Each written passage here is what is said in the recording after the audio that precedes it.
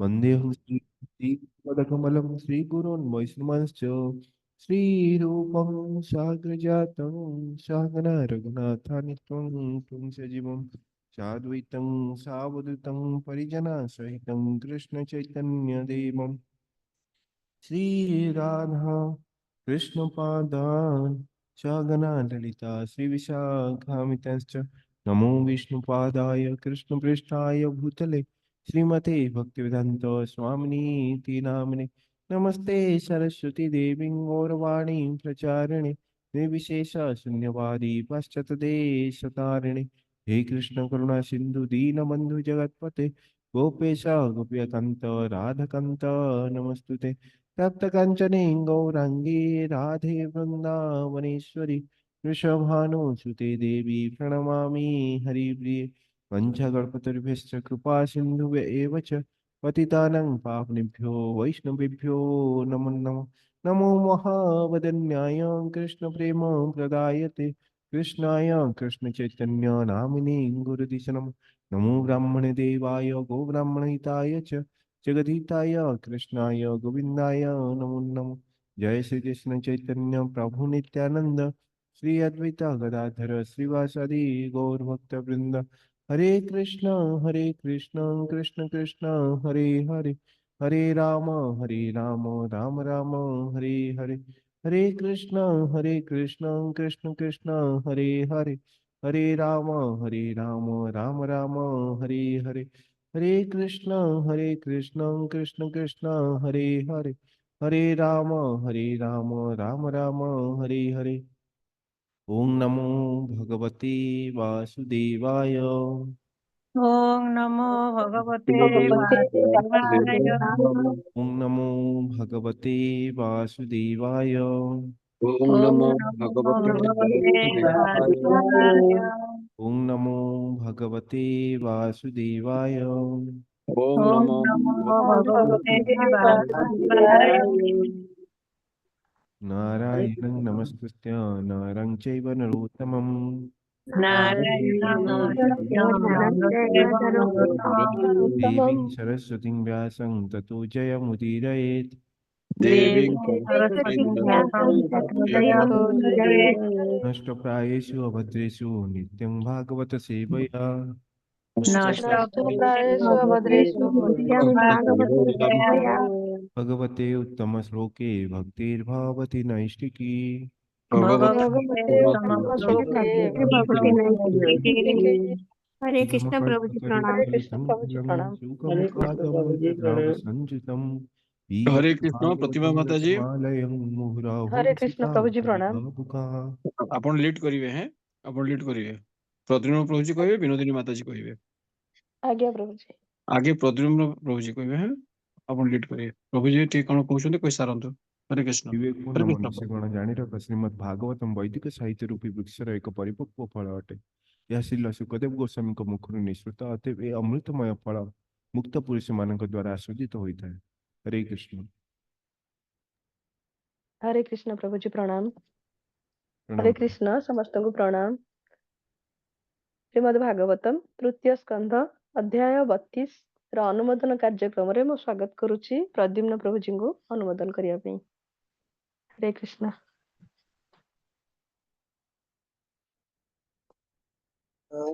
हरे कृष्ण माता जी, धन्यवाद। ओम नमः हरे भगवते वासुदेवाय। ओम नमः भगवते वासुदेवाय। ओम नमः भगवते वासुदेवाय।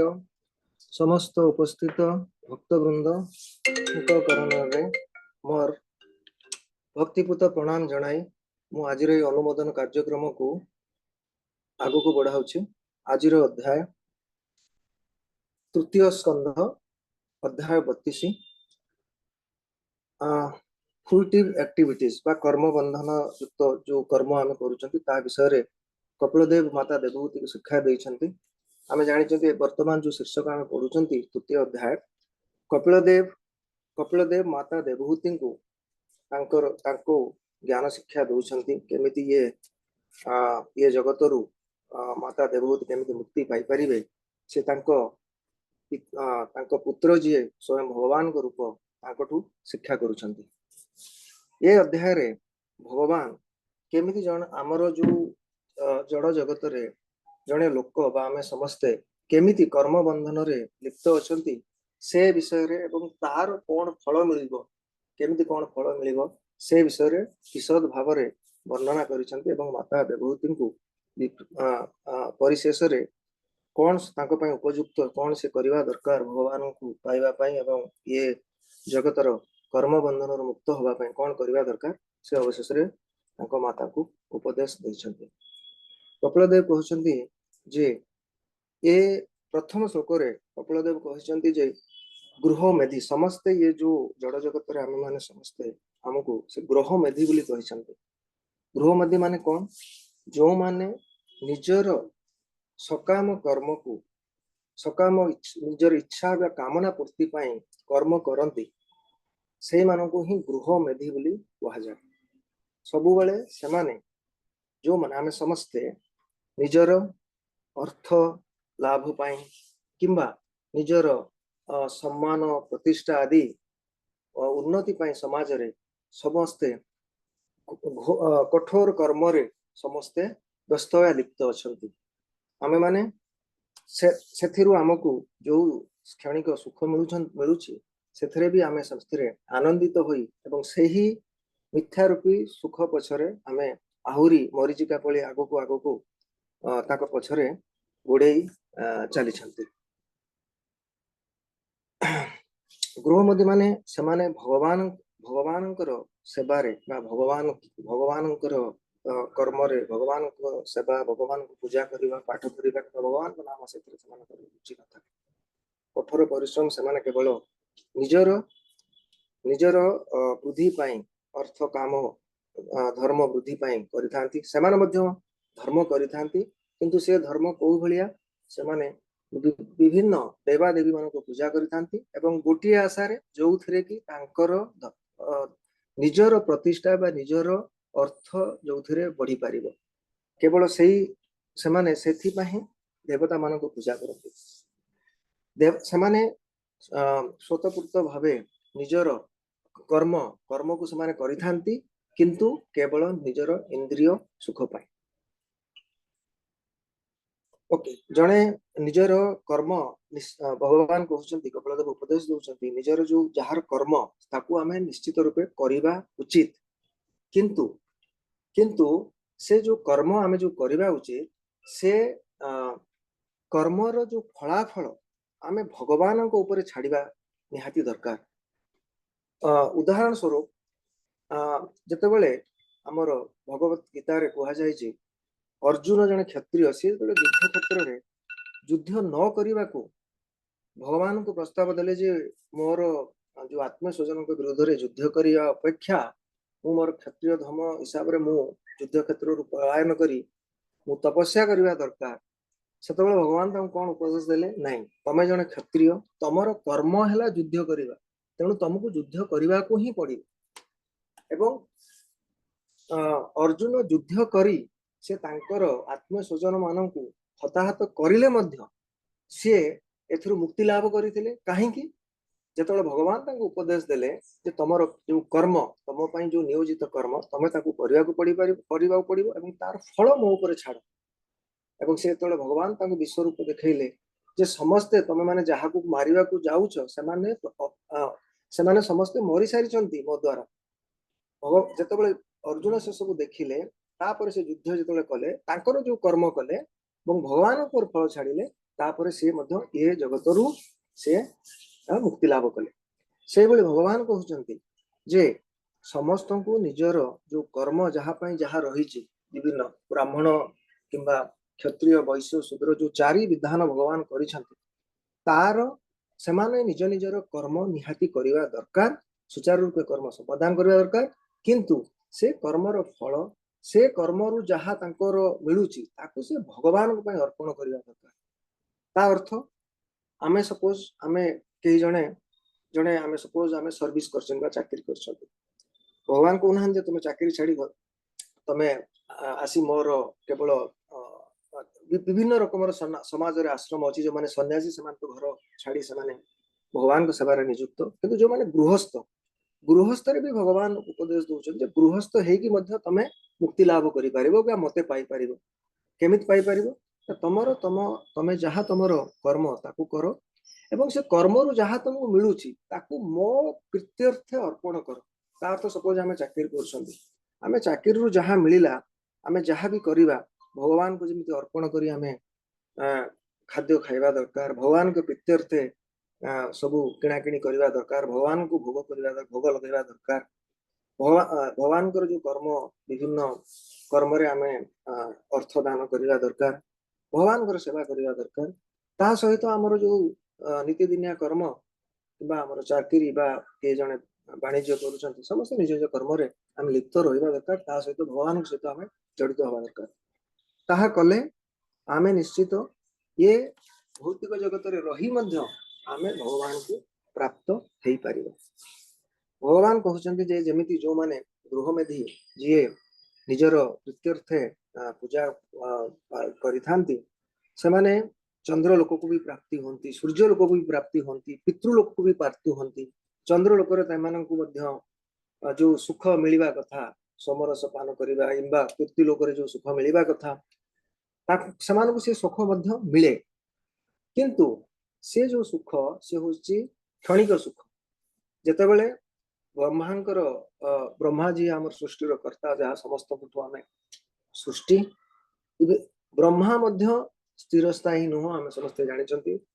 भगवान ब्रह्मा को सृष्टि करिथांती एवं सृष्टि भगवान ब्रह्मा समस्त सृष्टि रचना करिथांती किंतु भगवान कर इच्छा क्रमे ब्रह्मा जी जो 100 वर्ष जदिओ से 100 वर्ष बहुत लंबा आमर आयुष हिसाब रे जेतेबेले से पूरण हुए पुणी थरे ब्रह्मा भगवान शरीर रे लीन हो जाइथांती सेहीपरि जेमिति क्षणिक जो आमर धार्मिक कार्यक्रम करी जो माने अन्य लोक को जानती लाइक पितृलोक किंबा चंद्रलोक सेमानंकर सरीगला परे तांकर जो कर्म सरीगला परे जो पुण्य कर्म सरीगला परे सेमाने पुणी थरे आसी ये धराधाम रे जन्म ग्रहण करती जो माने हिरण्यगर्भ अंकर उपासक सेमाने मध्य ब्रह्मांक शरीर रे प्रवेश करती एवं ब्रह्मा जेतेबेले तांकर कर्म परे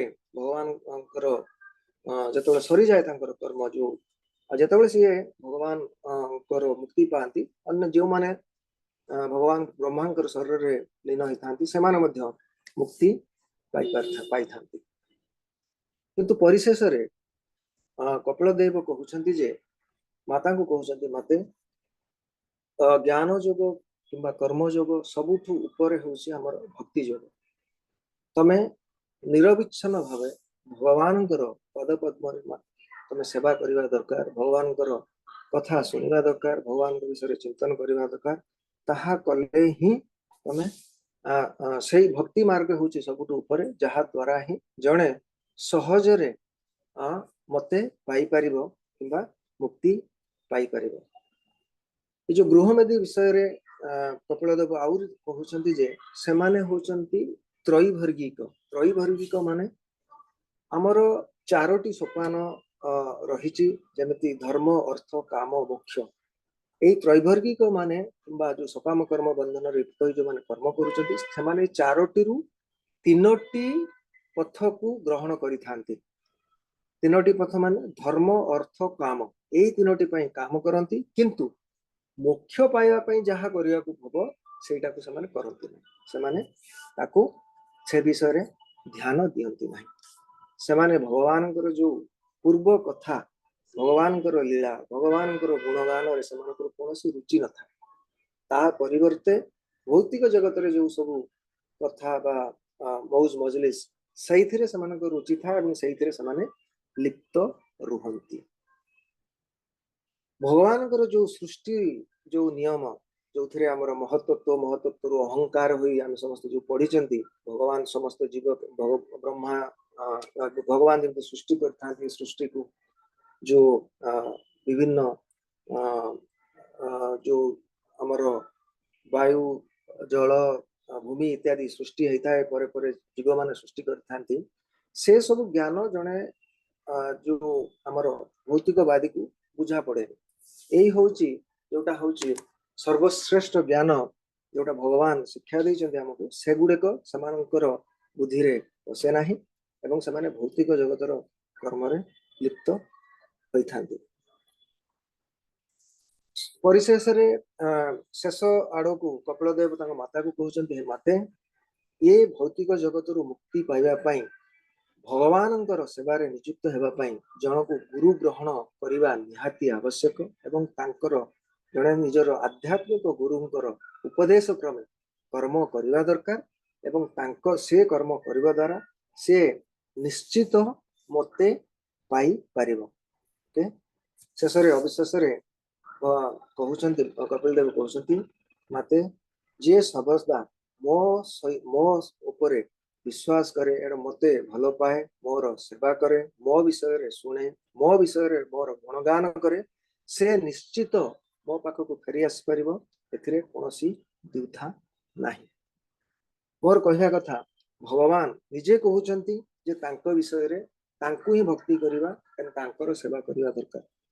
आमे सबोले गोटे जिंस मन रखिबा दरकार परमात्मा जे समस्त हृदय रे विद्यमान एवं आमे भगवान जो रूप अच्छी आमे समस्ते समान ताकू पूजा करूछन विभिन्न रूप रे कृष्ण रूप रे बा जगन्नाथ रूप रे किंबा भगवान जते किछि अवतार अच्छी सब अवतार को आमे पूजा करूछन। आमे समस्ते भाईबा दरकार जे भगवान से होचंती चैतन्य से जड़ नुह जते बेले एई भाव आम समस्त हृदय रे आसीबा दरकार जहा फल कि आमे जहां को भी पूजा करूछंती किंबा जहार भी सेवा करूछंती तांकु आमे समस्ते भाबिबा दरकार आमे आम मन रे आसीबो जे से होचंती भगवान से होचंती चैतन्य एवं से हिसाब रे हमर भक्ति भाव भगवान को ऊपर बढ़िबो। आमे जदि भगवान को जड़ बोली भाबिबा भक्ति भाव केबे आसीबो नाही। तेणु एई जिंस आमे भाबिबा दरकार सब बेले मन रे आनिबा दरकार भगवान जो पूजा पाउछंती से होचंती आमरी भली तांकर जीवन अच्छी एवं से तेणु से हिसाब रे आमे भक्ति मन रे भाव आनी भगवान कर पूजा करिया दरकार। एई भक्ति भाव रे आमे भगवान को पूजा कले निश्चित आमे ये कर्म बंधन रु मुक्त होई भगवान कर राज्य रे प्रवेश करि परिबा एथिरे संदेह नहीं। जो शिक्षा कपिल देव तांको माता देवहूति के माध्यम रे आम समस्त को दउछंती एवं ताहा आमे अक्षर अक्षर पालन करिबा उचित। एति कहि मोर आजिर अनुमोदन मु एहिटे समाप्त करूछि। हरे कृष्ण माताजी हरे कृष्ण प्रभु। हरे कृष्ण। बहुत बहुत धन्यवाद प्रभु जी, बहुत सुंदर अनुमोदन। तापरे मु विनोदिनी माता जी को स्वागत करूछि अनुमोदन करिया पे। ओम नमो भगवते वासुदेवाय ओम नमो भगवते वासुदेवाय ओम नमो भगवते वासुदेवाय। श्रीमद् भागवतम तृतीय स्कंध 32 अध्याय सकाम कर्म रे युक्त। एई अध्याय रे भक्ति जोगर महिमा और भगवान कपिल देवंकर शिक्षार फल वर्णना होइछि। कपिल देवंकर द्वारा दिया जाइथिबा भक्ति योग शिक्षा को सत्य निष्ठार सहित जदि अभ्यास करी माता देवहूति समस्त भौतिक बंधन मुक्त हो पारिथिले, किंतु जो माने ए भौतिक आसक्ति किंबा सकाम कर्म रे लिप्त रही थांती से माने केबे हेले मुक्ति पाई पारंती नाही। आहरी गोटे दुई प्रकार गृहवास करिवार लोक अछंती। गोटे हेले गृह मेधी आ अन्यटी हेले गृहस्थ। गृहमेधींकर कर्म हेउछि आर्थिक अभिवृद्धि निमित्त बा तथाकथित धर्मानुष्ठान करी जड़भोग करिबा और इंद्रिय मानक आनंद देवा। कठिन परिश्रम करी धर्म उपार्जन करती, दान धर्म आदि पुण्य कर्म रे मध्य लिप्त रहती एवं उच्च लोक बा स्वर्ग लोक बास करती, किंतु जन्म मृत्यु चक्रु से माने केबे हेले मुक्त पाई पारंती नहीं। भौतिक स्थिति जनित दुख क्लेश भोग को मुक्ति हेबाकू से माने केबे हेले चाहती नहीं, किंतु गृहस्थ माने हेउछंती ए प्रकार व्यक्ति जे से परिवार और बंधु बांधव सहित मेलरे बास करी सुधा सेमानक प्रति आसक्ति हुअंती नहीं। से परिप्राजक सन्यासी हेबा अपेक्षा पारिवारिक जीवन को पसंद करती, କିନ୍ତୁ ତାଙ୍କର ମୁଖ୍ୟ ଲକ୍ଷ୍ୟ ହେଉଛି ଆତ୍ମାନୁଭୂତି ଲାଭ କରିବା ବା କୃଷ୍ଣ ଚେତନା ସ୍ତରକୁ ଆସିବା। ଗୃହମେଧି ଅତ୍ୟଧିକ ଇନ୍ଦ୍ରିୟ ଉପଭୋଗ ପ୍ରତି ଆସକ୍ତ ହୋଇ ଭକ୍ତ ଶୂନ୍ୟ ହୋଇଥାନ୍ତି ଏବଂ ବିଭିନ୍ନ ପ୍ରକାର ଯଜ୍ଞାନୁଷ୍ଠାନ କରନ୍ତି, ଦେବତା ପିତୃପୁରୁଷ ମାନଙ୍କୁ ସନ୍ତୁଷ୍ଟ କରିବା ନିମିତ୍ତ ଦୃଢ଼ ଆଚରଣ କରନ୍ତି, ତଥାପି ସେମାନେ ଦୃଢ଼ ଚେତନା ବା ଭକ୍ତି ସାଧନ ପ୍ରତି କେବେ ହେଲେ ଆଗ୍ରହ ହୁଅନ୍ତି ନାହିଁ। ଏହି ପ୍ରକାର ଭୌତିକବାଦୀ ବ୍ୟକ୍ତିଗଣ ଚନ୍ଦ୍ରଲୋକକୁ ଉନ୍ନତି ହୋଇପାରନ୍ତି। ସେଠାରେ ସେମାନେ ସୋମରସ ପାନ କରି କିଛି ଦିନ ସେଠାରେ ରୁହନ୍ତି, ପୁଣି ଏ ମର୍ତ୍ତ୍ୟ ଲୋକକୁ ପ୍ରତ୍ୟାବର୍ତ୍ତନ କରନ୍ତି। କାରଣ ଭଗବାନ ଶ୍ରୀହରି ଅନନ୍ତ ଶଯ୍ୟାରେ ଯେତେବେଳେ ଶୟନ କରନ୍ତି ସମସ୍ତ ଚନ୍ଦ୍ରଲୋକ ଧ୍ୱଂସପ୍ରାପ୍ତ ହୋଇଯାଏ ଏବଂ ବୁଦ୍ଧିହୀନ ବ୍ୟକ୍ତିଗଣ ଜାଣନ୍ତି ନାହିଁ ଯେ ସ୍ୱର୍ଗଲୋକକୁ ଉନ୍ନତି ହେଲେ ମଧ୍ୟ ଧ୍ୱଂସ ବା ପ୍ରଳୟ ସମୟରେ ସେମାନେ ସମସ୍ତ ଦେବତା ସମସ୍ତ ଦେବଲୋକ ଧ୍ୱଂସ ହେବେ। କିନ୍ତୁ ଯେଉଁମାନେ ବୁଦ୍ଧିମାନ ବା ଶୁଦ୍ଧ ଚେତନା ଅଟନ୍ତି ସେମାନେ ସମ୍ପୂର୍ଣ୍ଣ ରୂପେ କୃଷ୍ଣ ଚେତନାରେ ସନ୍ତୁଷ୍ଟ ହୋଇଥାନ୍ତି ଏବଂ ନିଜକୁ ଭଗବାନଙ୍କର ନିତ୍ୟ ଦାସ ବୋଲି ସେମାନେ ସ୍ୱୀକାର କରନ୍ତି। ଆଉ ସବୁବେଳେ ସେମାନେ ଭଗବାନଙ୍କର ନିରନ୍ତର ସେବା କରୁଥାନ୍ତି। ଭଗବତ ପ୍ରୀତ୍ୟାର୍ଥେ କର୍ମ କରି ବ୍ୟକ୍ତି ପୂର୍ଣ୍ଣ ସନ୍ତୋଷ ଲାଭ କରିପାରେ। ଯେ ପର୍ଯ୍ୟନ୍ତ ବ୍ୟକ୍ତି ଇନ୍ଦ୍ରିୟ ପ୍ରୀତ୍ୟାର୍ଥେ କର୍ମ କରେ ସେ ପର୍ଯ୍ୟନ୍ତ ସେ ଉଦ୍ବିଗ୍ନ ଚିତ୍ତ ହେଇଥାଏ। ଏହା ହେଉଛି ସାଧାରଣ ଚେତନା ଓ କୃଷ୍ଣ ଚେତନାର ପାର୍ଥକ୍ୟ। ବ୍ୟକ୍ତି ସ୍ୱଧର୍ମ ପାଳନ କରିବା ଏବଂ ନିବୃତ୍ତି ମାର୍ଗ ଓ ନିରହଙ୍କାର ଭାବେ କାର୍ଯ୍ୟ କରିବା ଦ୍ୱାରା ବ୍ୟକ୍ତି ବିଶୁଦ୍ଧ ଚେତନା ବଳରେ ଭଗବତ ସାମ୍ରାଜ୍ୟରେ ପ୍ରବେଶ କରିପାରିବ। ଏହି ପ୍ରକାର ମୁକ୍ତ ପୁରୁଷ ଗଣ ଆଲୋକମୟ ଦ୍ୱାର ଦେଇ ଅର୍ଥାତ୍ ଭକ୍ତି ଯୋଗ ମାର୍ଗରେ ପରମ ପୁରୁଷ ଭଗବାନଙ୍କ ପାଖରେ ପହଞ୍ଚି ପାରନ୍ତି। ଆଉ ଗୋଟେ ପ୍ରକାର ପ୍ରଳୟ ବ୍ରହ୍ମାଙ୍କର ଦିବାସନରେ ହୁଏ ଏବଂ ଗୋଟିଏ ପ୍ରକାର ପ୍ରଳୟ ବ୍ରହ୍ମାଙ୍କର ଜୀବନ କାଳ ଶେଷ ହେବାରେ ହୋଇଥାଏ। ଦୁଇ ପରାର୍ଦ୍ଧରେ ବ୍ରହ୍ମାଙ୍କର ମୃତ୍ୟୁ ହେବ ଏବଂ ସମଗ୍ର ଭୌତିକ ବ୍ରହ୍ମାଣ୍ଡ ଧ୍ୱଂସ ହୋଇଯାଇଥାଏ। ଯେଉଁମାନେ ବ୍ରହ୍ମାଙ୍କର ଉପାସକ ଗଣ ବୈକୁଣ୍ଠରେ ଥିବା ଭଗବାନଙ୍କ ପାଖକୁ ପହଞ୍ଚି ପାରନ୍ତି ନାହିଁ। ସେମାନେ ବ୍ରହ୍ମାଣ୍ଡରେ ଥିବା ସତ୍ୟଲୋକ କିମ୍ବା ଉଚ୍ଚ ଲୋକ ମାନଙ୍କ ମଧ୍ୟରେ ରହନ୍ତି। ତାପରେ ସେମାନେ ବ୍ରହ୍ମାଙ୍କ ସହ ଚିତ୍ ଜଗତକୁ ଧୀରେ ଧୀରେ ଉନ୍ନତି ହୁଅନ୍ତି। ଯୋଗ ସିଦ୍ଧି ଲାଭ କରି ଯୋଗୀ ଗଣ ସର୍ବୋଚ୍ଚ ଲୋକ ବା ସତ୍ୟ ଲୋକରେ ପ୍ରବେଶ କରିପାରନ୍ତି ଏବଂ ଜଡ଼ ଶରୀର ତ୍ୟାଗ ପରେ ବ୍ରହ୍ମାଙ୍କ ଶରୀରରେ ପ୍ରବେଶ କରନ୍ତି। ସେମାନେ ପ୍ରତ୍ୟକ୍ଷ ଭାବରେ ଭଗବାନଙ୍କର ଭକ୍ତ ହୋଇ ମଧ୍ୟ ସିଧାସଳଖ ମୁକ୍ତ ହୋଇପାରନ୍ତି ନାହିଁ। ତେଣୁ ହେ ମୋର ପ୍ରିୟ ମାତା, ଆପଣ ପ୍ରତ୍ୟେକଙ୍କ ହୃଦୟରେ ଥିବା ପରମ ପୁରୁଷ ଭଗବାନଙ୍କୁ ସିଧାସଳଖ ତାଙ୍କର ଶରଣକୁ ଯାଆନ୍ତୁ। କାହିଁକି ନା ଭଗବାନଙ୍କ ଶରଣ ଗଲେ ତାହା ମୁକ୍ତି ହେବ। ପ୍ରତ୍ୟେକଟି ଜାଣନ୍ତି ଯେ ବ୍ରହ୍ମାଜୀ ମୁକ୍ତ ହୁଅନ୍ତି କିନ୍ତୁ ସେ ତାଙ୍କର ଭକ୍ତମାନଙ୍କୁ ମୁକ୍ତ କରିପାରନ୍ତି ନାହିଁ। ଶ୍ରୀମଦ୍ ଭଗବତ ଗୀତାରେ ମଧ୍ୟ ସ୍ୱୀକୃତ ହେଇଛି ଯେ ଯେଉଁ ବ୍ୟକ୍ତି ପରମ ପୁରୁଷ ଭଗବାନଙ୍କର କୃଷ୍ଣଙ୍କର ଶରଣାପନ୍ନ ହୁଏ ସେ ମାୟା କବଳରୁ ମୁକ୍ତ ହେଇପାରେ। ଆଉ ଯେଉଁମାନେ ଭୌତିକ ଜଗତ ପ୍ରତି ଅତ୍ୟଧିକ ଆସକ୍ତି ସେମାନେ କେବେ ହେଲେ ମୁକ୍ତି ଲାଭ କରିପାରନ୍ତି ନାହିଁ। ଧର୍ମ ଅର୍ଥ କାମ ସାଧନାରେ ଅତ୍ୟନ୍ତ ଆଗ୍ରହୀ ସେମାନେ କେବେ ହେଲେ ଭଗବାନଙ୍କ ପ୍ରତି ଆକୃଷ୍ଟ ହୁଅନ୍ତି ନାହିଁ। ସେମାନେ ଭଗବାନଙ୍କର ଅମୃତମୟ ଗୁଣ କଥା ପ୍ରତି ମଧ୍ୟ ଆଗ୍ରହ ନ ହୋଇ ଯେଉଁମାନେ ଆଗ୍ରହ ହୋଇନଥାନ୍ତି ସେମାନଙ୍କୁ ବିଷ୍ଠାଭୋଗୀ ଅର୍ଥାତ୍ ଶୂକର ମାନଙ୍କ ସହିତ ତୁଳନା କରାଯାଇଛି। ଏହିପରି ବ୍ୟକ୍ତିମାନେ ଉଚ୍ଚ ଲୋକକୁ ଉନ୍ନୀତ ହୁଅନ୍ତି ଏବଂ ଶେଷରେ ତାଙ୍କର ସକାମ କର୍ମର ଫଳ ଯେତେବେଳେ ଶେଷ ହେଇଯାଏ ସେମାନେ ପୁଣି ମର୍ତ୍ତ୍ୟ ଲୋକକୁ ଫେରି ଆସନ୍ତି।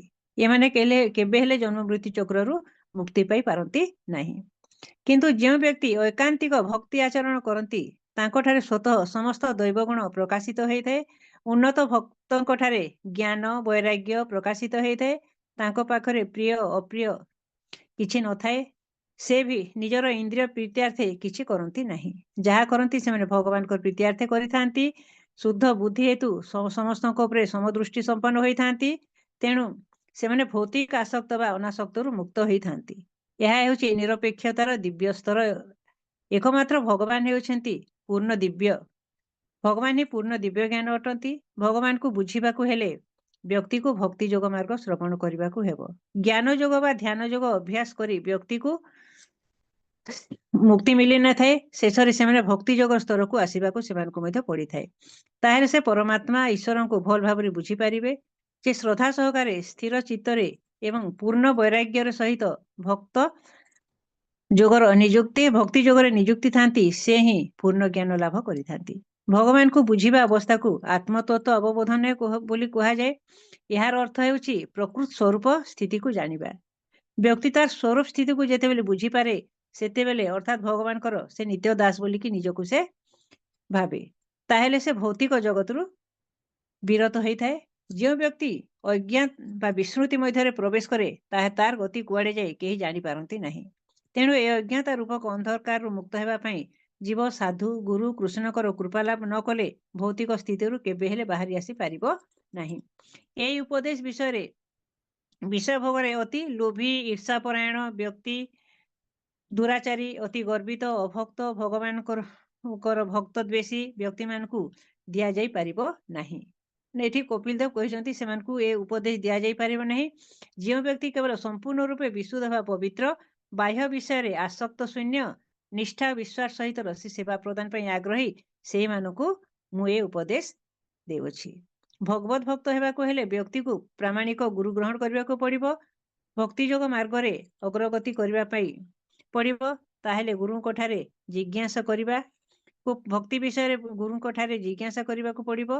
भक्तिर 64 अंग मध्यरु 5टी प्रधान अंग को हमको पालन करबाकु पड़िबो यथा साधु संग नाम कीर्तन भगवतम गीता श्रवण पठन मथुरावास एई जो 5टी साधना को जे ग्रहण करे ताकू भक्त बोली कहा जाए। आ जो व्यक्ति श्रद्धा प्रेम सहकारे थरे मात्र भगवान को ध्यान करती भगवान कथा श्रवण करती कीर्तन करती से माने निश्चित भाव में भगवत धाम को जाई पारंती। हरे कृष्ण माता जी हरि बोल। हरे कृष्ण माता जी बहुत बहुत धन्यवाद बहुत बहुत बहुत धन्यवाद। सुंदर अनुवाद माता जी। हरे कृष्ण। माता जी मु समरी आज लास्ट ना काली ठारू 33 नंबर आज्ञा प्रभु जी आरंभ करिवे। काली ठारू आज्ञा प्रभु जी काली ठारू 33 नंबर आरंभ हो। अच्छा ठीक आज्ञा। माता जी मु ए चैप्टर रा समरी 2 मिनिट कहबा चाहूची। तो ये जो श्रीमद् आज्ञा प्रभु भागवतम जी। रो तृतीय स्कंद 32तम अध्याय रो नाम होची कोन सकाम कर्म रे युक्त बा कर्म बंधन। तो यही अध्याय रे भगवान कपिल देव तांको माता देवहूति को मनुष्यर विभिन्न गति बा जो जन्म मृत्यु चक्र एवं भक्ति जोगर महिमा विषय रे विस्तृत अभाव रे भगवान कपिल देव कहिसंती। तो प्रथम पॉइंट होची एथरे सकाम कर्मी मानकर गति कोन हिता। तो जो व्यक्ति माने केवल इंद्रिय सुख एवं पारिवारिक समृद्धि पाई से माने कौन करती विभिन्न प्रकार शास्त्रीय जो विधि विधान रही जो वेद रे दिया कर्मकांड दिखाई ताहाकू से माने पालन करती। तो से माने को कौन कह जाए ना सकाम कर्मी कह जाए। संसार मुहरे लगी रही था निजर पत्नी संतान घर परिवार से सबको निजर संपत्ति सबको सर्वस्व बोली मानी था एवं से माने शेष कौन चाहिए ना स्वर्ग प्राप्ति। तो ये माने विभिन्न प्रकार जन कल्याण पूर्वक जो लोक मान सेवा कर लगी था विभिन्न प्रकार यज्ञ कर्म करिकी से माने विभिन्न उच्चतम लोक को प्राप्त करने को चाहती एवं चंद्रलोक स्वर्ग जो सूर्यलोक यहपरी से माने कर्म प्रभाव से जो भली भाव से लोक मान सेवा कर साहाय्य करथांती से भली भाव से माने उच्चतम लोक को प्राप्त करथांती। आउ सेठारे से माने जो स्वर्गलोक रे कौन करा जाए जो सोमर पान करती बहुत अधिक आनंद से मानकु प्राप्त होता है सेठारे। एवं पुनर् जो तंगर जेतोले क्षीणे पुण्य मर्त्यलोके बेसंती माने से माने कौन करते तंकर पुण्य कर्म जेतो क्षीण ही आसे से माने पुण्य पुण्य पुनर्बार कौन करती ना से पुणी थरे यही मर्त्य मंडल को फेरिया को पड़ी था। आ से माने एहीपरि पुनर्बार जन्म मृत्यु चक्रु मुक्ति से मानकु मिली न था। आउ द्वितीय रे भगवान कपिल देव कहते निष्काम कर्म आउ ज्ञानी मानकर मार्ग किपरि होता। तो जो माने निजर कर्तव्य कर्म को कौन फल आशा न रखी से माने भगवान को अर्पण करती जेपरी प्रद्युम्न प्रभु जी कहले आउ विनोदिनी माता जी कहले से मानकर गति कौन होता है भिन्न प्रकार होता है। से मानकर जो अंतशुद्धि तो ये व्यक्ति माने अहंकार आउ मोह को त्याग करथांती आउ से माने कौन करथांती ना अर्चिरा आदि मार्ग जो यही अध्याय कहुई ଶ୍ଲୋକରେ କ'ଣ କୁହାଯାଇଛି ନା अर्चित आदि मार्ग जोटा कि ब्रह्मा जी ଯେପରି ସେମାନେ ଯୋଉ ବିଭିନ୍ନ ପ୍ରକାର ସୂର୍ଯ୍ୟ ଦ୍ୱାର ଦେଇ ପ୍ରକାଶ ମାର୍ଗ ଦେଇ ସେମାନେ କ'ଣ କରନ୍ତି ନା ବ୍ରହ୍ମଲୋକକୁ ଯାଆନ୍ତି ଏବଂ ଯେତେବେଳେ ବ୍ରହ୍ମାଙ୍କର ପ୍ରଳୟ ସମୟ ଆସେ ଦୁଇ ପ୍ରାରାଧ୍ୟ କାଳ ସମାପ୍ତ ହୋଇଯାଏ ସେତେବେଳେ ସେମାନେ ବ୍ରହ୍ମାଙ୍କ ସହିତ ଭଗବାନଙ୍କ ପରମ ଧାମରେ ପ୍ରବେଶ କରନ୍ତି। ତ ଏହିପରି ଦେଖିବାକୁ ଗଲେ ଆଉ କ'ଣ କହିଛନ୍ତି ନା ଭଗବାନ କପିଳଦେବ ଭକ୍ତି ଯୁଗର ବିଶେଷତା ବିଷୟରେ ବହୁତ ସୁନ୍ଦର ଭାବରେ ବ୍ୟାଖ୍ୟା କରିଛନ୍ତି। ଆଉ କେବଳ ଜ୍ଞାନ ବା କର୍ମ ଦ୍ୱାରା ପରମ ଶାନ୍ତି ପ୍ରାପ୍ତ ହୋଇପାରେ ନାହିଁ ବୋଲି ଏଠାରେ କହିଛନ୍ତି। କେବଳ ଅନନ୍ୟ ଭକ୍ତି ଦ୍ୱାରା ଯିଏ ସବୁଠାରୁ ଭଗବାନଙ୍କୁ ପ୍ରେମପୂର୍ଣ୍ଣ ଭାବରେ ଭଗବାନଙ୍କର ସେବା କରେ, ଭଗବାନଙ୍କର ସବୁ କିଛି ଭଗବାନ ଯୋଉ ଭୌତିକ ଜଗତରେ ପ୍ରତ୍ୟେକ ପଦାର୍ଥକୁ ଭଗବାନଙ୍କର ସେବାରେ ଲଗାଏ, ସେ ହେଉଛି କ'ଣ ନା ସେ ହେଉଛି ବାସ୍ତବିକ ଭକ୍ତ ଅଟେ। ଏବଂ ତାର କ'ଣ ହେଇଥାଏ ନା ସେ ସମସ୍ତ ପ୍ରକାର ଭୟରୁ ମୁକ୍ତ ହେଇଥାଏ। ଯେପରି ଗୋଟିଏ ନଦୀ ସମୁଦ୍ରରେ ମିଶିବା ପରେ ନିଜର ସ୍ୱତନ୍ତ୍ରତା ହଜାଇ ଦିଏ, ସେହିପରି ଭକ୍ତର ମନ ଯେତେବେଳେ ଭଗବାନଙ୍କ ସହିତ ମିଶିଯାଏ, ଭଗବାନଙ୍କ ଧ୍ୟାନରେ ନିମଗ୍ନ ହୋଇଯାଏ, ଭଗବାନଙ୍କର ସେବାରେ ନିମଗ୍ନ ହୋଇଯାଏ, ସେ ଏଇ ଯୋଉ ଭୌତିକ ସଂସାର ରୂପକ ଭୟରୁ ମୁକ୍ତ ହୋଇଯାଇଥାଏ। ତ ଏଇଟା ହେଉଛି କ'ଣ ଜଣେ ଶୁଦ୍ଧ ଭକ୍ତର ଏଇଟା ହେଉଛି କ'ଣ ନା ସେ ଏଇପରି ଅବସ୍ଥାକୁ ପ୍ରାପ୍ତ କରିଥାଏ। ସେଥିପାଇଁ ତାକୁ ଏଇ ଭୌତିକ ଦୁଃଖ ସୁଖ ତାକୁ କିଛି ମ୍ରିୟମାଣ କରିପାରିନଥାଏ। ତାପରେ ଚତୁର୍ଥରେ ଭଗବାନ କପିଳଦେବ କାଳ ଆଉ ଏଇ ଯୋଉ ସମୟର ଶକ୍ତି ବିଷୟରେ କହୁଛନ୍ତି। ସମୟକୁ ଭଗବାନଙ୍କର ଏକ ଶକ୍ତିଶାଳୀ ରୂପ ଭାବରେ ବର୍ଣ୍ଣନା କରାଯାଇଛି। ଅହଂକାଳୋସ୍ମି ଏଟା ଯୋଉ ଭଗବତ ଗୀତାରେ ମଧ୍ୟ ଭଗବାନ କହିଛନ୍ତି ସମୟ କାହାକୁ ଅପେକ୍ଷା କରେ ନାହିଁ। ତ ଦେଖିବାକୁ ଗଲେ ଏହା କ'ଣ କରେ ନା କାଳ ସମସ୍ତଙ୍କୁ ଗ୍ରାସ କରିଥାଏ। ସମସ୍ତ ଭୌତିକ ବସ୍ତୁ ହଉ, ସମସ୍ତ ଜୀବ ହୁଅନ୍ତୁ, ସମସ୍ତଙ୍କୁ ବିନାଶ ଆଡ଼କୁ ନେଇଯାଇଥାଏ। ଆଉ ଯେଉଁମାନେ ଭଗବାନଙ୍କୁ କେବଳ ଭୁଲି ଯାଇକି କେବଳ ମାୟାର ଯନ୍ତାରେ ପଡ଼ିଛନ୍ତି, ମାୟା ଦ୍ୱାରା ମଜିକି ଅଛନ୍ତି, ଭୌତିକ ପ୍ରକୃତିକୁ ଉପଭୋଗ କରୁଛନ୍ତି, କାଳ ସେମାନଙ୍କ ପାଇଁ ମହାନ ଶତ୍ରୁ ସଦୃଶ ଅଟେ। ସେମାନଙ୍କୁ ଗ୍ରାସ କରି କରି ଚାଲିଥାଏ। କିନ୍ତୁ ଭକ୍ତ ପାଇଁ କାଳ ହେଉଛି କ'ଣ ସାକ୍ଷାତ ଭଗବାନ। ତ ଭଗବାନ କ'ଣ କାଳ ହେଉଛି କ'ଣ ଭଗବାନଙ୍କର ଶକ୍ତି ଅଟେ। ଆଉ ସଂସାରରେ ଦେଖିବାକୁ ଗଲେ ସମୟ ଅନୁସାରେ କ'ଣ ସବୁ କିଛି ପରିବର୍ତ୍ତନଶୀଳ ଅଟେ। କାଳକୁ କେହି ବି ଜିତି ପାରିବେ ନାହିଁ। ଆମେ ପୂର୍ବରୁ ଯଦି ଦେଖିବା ବଡ଼ ବଡ଼ ରାଜା ମହାରାଜା ଏମାନେ ବହୁତ ବଡ଼ ହେବାକୁ ଚାହିଁଛନ୍ତି, ଏପରିକି ଦେବତା ମାନେ ମଧ୍ୟ ସମସ୍ତେ ଏଇ କାଳର ନିୟମ ଅନୁସାରେ ସେମାନେ ବନ୍ଧା। ଆଉ ମନୁଷ୍ୟ ଭାବେ ଯେ ସବୁଦିନ ପାଇଁ ସେ ଏଇଠାରେ ରହିବ, ସେଥିପାଇଁ ସେ ସବୁ ପ୍ରକାର ବନ୍ଦୋବସ୍ତ କରିଥାଏ। କିନ୍ତୁ କାଳ ଅଦୃଶ୍ୟ ଭାବରେ ରହି ତାର ଆୟୁଷକୁ ପ୍ରତି ମୁହୂର୍ତ୍ତରେ ପ୍ରତି କ୍ଷଣରେ ହରଣ କରୁଥାଏ। ଯେପରି ଜଳ ବିନା ମାଛ ମୃତ୍ୟୁ ମୁଖକୁ ଯାଇଥାଏ, ସେହିପରି କାଳର ପ୍ରଭାବରେ ଜୀବ କ'ଣ ହୋଇଥାଏ ନା ବାର୍ଦ୍ଧକ୍ୟ ଆଉ ମୃତ୍ୟୁ ଆଡ଼କୁ ସେ ଅଗ୍ରସର ହୋଇଥାଏ। ଆଉ କାଳ ଏବଂ ଯୋଉ ସକାମ କର୍ମୀ, ଯେଉଁମାନେ ସକାମ କର୍ମରେ ଲାଗି ରହିଛନ୍ତି, ଭୌତିକ ସୁଖରେ ବ୍ୟସ୍ତ ରହିଛନ୍ତି, ତାଙ୍କ ପରିବାର ଯେଉଁମାନେ ଗୃହମେଧି ଅଟନ୍ତି, କାଳ ସେମାନଙ୍କର ସବୁ କିଛି ଛଡ଼ାଇ ନିଏ।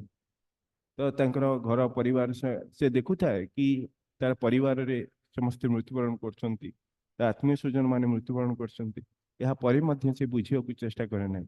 ଆଉ ସମୟ ଜଣେ ବ୍ୟକ୍ତିର ଯୋଉ ସମସ୍ତ ପ୍ରକାର ଯୋଉ ପୁଣ୍ୟକୁ ପୂର୍ବ ଜନ୍ମରେ କମେଇଥିବା ଯୋଉ ପୁଣ୍ୟ ଅଛି ତାକୁ ମଧ୍ୟ କ୍ଷୟ କରିଦେଇଥାଏ। ଯାହା ଫଳରେ ସେ କ'ଣ ହୋଇଥାଏ ନା ଉଚ୍ଚତମ ଲୋକକୁ ଯୋଉ ଜୀବ ଯାଇଥାଏ, ବିଭିନ୍ନ ପ୍ରକାର ଯଜ୍ଞାନୁଷ୍ଠାନ, ବିଭିନ୍ନ ପ୍ରକାର ବୈଦିକ କର୍ମକାଣ୍ଡକୁ ଅନୁସରଣ କରି ଉଚ୍ଚତମ ଲୋକକୁ ଯାଇଥାଏ। ସେଠାରେ ତାର ଯୋଉ ସ୍ୱର୍ଗ ସୁଖକୁ ପ୍ରାପ୍ତ କରି ଏଇ ଯୋଉ କାଳ ହିଁ ତାର ସ୍ୱର୍ଗ ସୁଖ କ'ଣ କରିଥାଏ ନା ସମୟକୁ ନଷ୍ଟ କରିଦେଇଥାଏ ଏବଂ ପୁନର୍ବାର ସେ ଧରା ପୃଷ୍ଠରେ ସେ ଜନ୍ମଗ୍ରହଣ କରିଥାଏ। ତାପରେ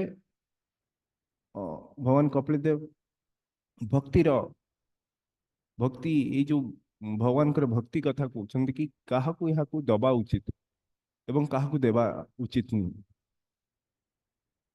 ତ ଯେଉଁମାନେ କ୍ରୋଧୀ, ଯେଉଁମାନେ ଅହଂକାରୀ, ଯେଉଁମାନେ ଭୌତିକ ଇନ୍ଦ୍ରିୟ ତୃପ୍ତିରେ ଲାଗି ରହିଛନ୍ତି, ଯେଉଁମାନେ ଶାସ୍ତ୍ରକୁ ନିନ୍ଦା କରୁଛନ୍ତି, ଯେଉଁମାନେ ଭଗବାନଙ୍କର ଭକ୍ତମାନଙ୍କର निंदा करिथांती एवं भगवान को निंदा करथांती ईर्ष्या करथांती केवल तो सेमानंकु ए ज्ञान को प्रदान करा जिबा उचित नहीं एवं काहाकू देवा उचित जे श्रद्धालु भगवान को प्रति विनयी अटे एवं समस्त मनुष्य मान प्रति समस्त जीव मान प्रति 84 लाख जीव जन्म थिबा समस्त जीव मान प्रति कौन करता है ना समस्त को समस्त प्रति सहानुभूतिशील होता है एवं समस्त प्रति से प्रेम व्यवहार करता है तो एवं समस्त प्रकार भौतिक कामना मुक्त होता है एवं तार भक्ति सेवा को पूर्ण भाव में अनन्य भाव में सी कौन करता है भगवान को ठारे समर्पित करता है तो यहाँ हूँ कौन ना से मानू ये भक्ति कथा कहवा उचित आउ यही अध्याय सार कथा हूँ कि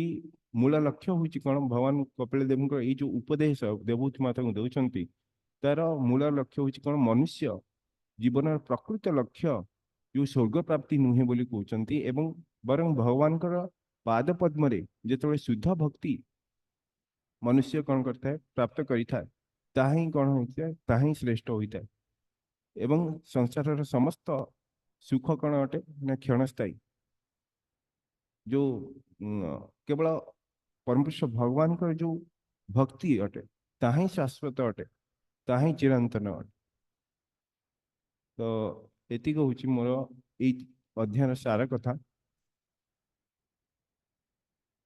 हरे कृष्ण हरे कृष्ण प्रभु जी, बहुत बहुत धन्यवाद, बहुत सुंदर भाव में बुझेले प्रभु जी। काली के हमें माता जी 33तम अध्याय हमें आरंभ करिवा ना आज्ञा कोई प्रभु जी। अनुमोदन पई अछंती ना नाहंती 33 अध्याय श्री कपिल देवंकर क्रिया हमें देखिवा कि भगवान कपिल देव देवहूति माता को पूर्ण भाव में उपदेश देले एवं ताहाकू देवहूति माता स्वीकार करछंती एवं तापरे देवहूति माता किपरि आचरण करछंती से कौन कहउछंती हमें देखिवा हरे कृष्ण समस्त को एठी विराम देवा पंचकल्पतरुभ्यश्च कृपा सिंधुवे एव च पतितानां पावनेभ्यो वैष्णवेभ्यो नमो नमः अनंत कोटि वैष्णव वृंद की जय जय प्रभुपाद की जय ग्रंथराज जय श्रीमद् भागवतम की जय जय हरे जय। कृष्ण महामंत्र करिवा एठी विराम देवा हरे हरे हरे हरे कृष्ण कृष्ण कृष्ण कृष्ण कृष्ण हरे हरे हरे हरे हरे हरे राम राम हरे हरे राम राम राम राम राम हरे राम हरे हरे हरे हरे हरे हरे हरे कृष्ण हरे कृष्ण कृष्ण कृष्ण हरे कृष्ण हरे कृष्ण हरे हरे हरे हरे हरे राम राम राम हरे राम राम हरे राम हरे राम हरे हरे हरे कृष्ण हरे हरे कृष्ण कृष्ण हरे हरे कृष्ण हरे कृष्ण हरे राम राम राम राम हरे राम राम हरे कृष्ण प्रभु जी हरे कृष्ण प्रणाम। प्रभु जी, हरे सादर कृष्ण प्रणाम। जगन्नाथ। हरे कृष्ण प्रभु जी, प्रणाम।